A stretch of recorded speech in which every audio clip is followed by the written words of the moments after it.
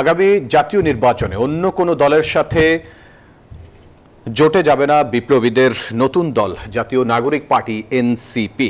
বরং নির্বাচনের আগে তাদের নেতৃত্বে গঠিত হতে পারে নতুন নির্বাচনী জোট। নিউজ 24-কে এমন তথ্য জানিয়েছেন দলটির যুগ্ম আহ্বায়ক সরওয়ার তুষার।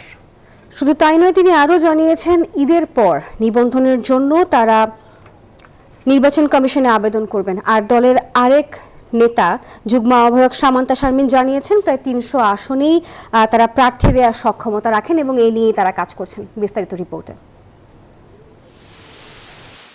তরুণদের নেতৃত্বে গঠিত জাতীয় নাগরিক পার্টির নেতারা ব্যস্ত দলের সাংগঠনিক কাঠামো সাজাতে। সারা দেশে দলীয় কার্যক্রমের ব্যাপ্তি বাড়াতে দেশের বিভিন্ন প্রান্ত থেকে আসা ব্যক্তিদের নিয়ে প্রতিনিয়ত মিটিং করছেন দলটির কেন্দ্রীয় নেতারা।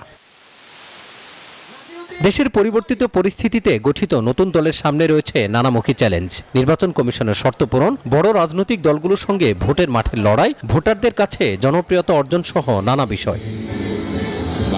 আগামী জাতীয় নির্বাচনে জাতীয় নাগরিক পার্টি এককভাবে নাকি যৌথভাবে অংশ নিবে এমন প্রশ্নে দলটির দুই নেতা জানান, নির্বাচনকে কেন্দ্র করে কারো সাথে জোটে যাবে না তারা, বরং তাদের নেতৃত্বে গঠিত হতে পারে নতুন জোট। আমরা অন্য কোনো দলের নেতৃত্বে জোটে যাব না, এটা খুব পরিষ্কার। কারণ আমরা নিজের আলাদা একটা সেন্টার হতে চাই এখানে। আমরা প্রথমত আমাদের টার্গেট হচ্ছে ৩০০ আসনে প্রার্থী দেওয়া, এবং সেটা আমরা করার জন্য যা যা করা দরকার তাতে আমরা করব। অন্য কাউকে নিয়ে ইলেকশনের আগে জোট হতে পারে, কিন্তু সেটা আমাদের নেতৃত্বে হবে। অ্যালায়েন্সের বিষয়টা পুরোপুরি নির্বাচন কেন্দ্রিক আলাপ।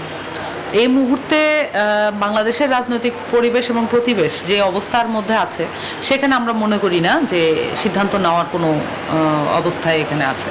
দলের প্রতীক এবং নিবন্ধন নিয়ে এই দুই নেতা জানান, ঈদের পর নির্বাচন কমিশনে নিবন্ধনের জন্য আবেদন করবেন তারা। দলীয় ফোরামে আলোচনার পর নির্ধারণ হবে দলের প্রতীক। প্রতীকের ক্ষেত্রে এসেছিল, অনেক ধরনের প্রতীকই এসেছিল। এখানে বিশেষত শিক্ষার্থীদের সাথে সংযুক্ত থাকে এমন কোনো দোয়াত, কলম, বই এই ধরনের কিছু প্রতীকও এসেছে।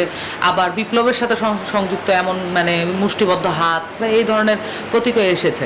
তো সব মিলিয়ে আসলে প্রতীকটা নিয়ে যেহেতু আমাদের অ্যানালাইসিস এখনো চলমান, আর যেহেতু এটার সাথে আসলে নির্বাচন কমিশনে কি ধরনের প্রতীক অ্যাভেলেবল আছে বা এইগুলোর সাথেও সংযুক্তই আছে, মানে এটা রিলেটেড, তো এটা এখনো বলা যাচ্ছে না। আমরা আমাদের আলাপচারিতা চলছে। নিবন্ধনের জন্য যেটা দরকার, 21টা জেলা, 100 উপজেলায় অফিস থাকতে হয়, গঠনতন্ত্র থাকতে হয়, এগুলো আমাদের প্রস্তুত হয়ে যাবে এর মধ্যেই।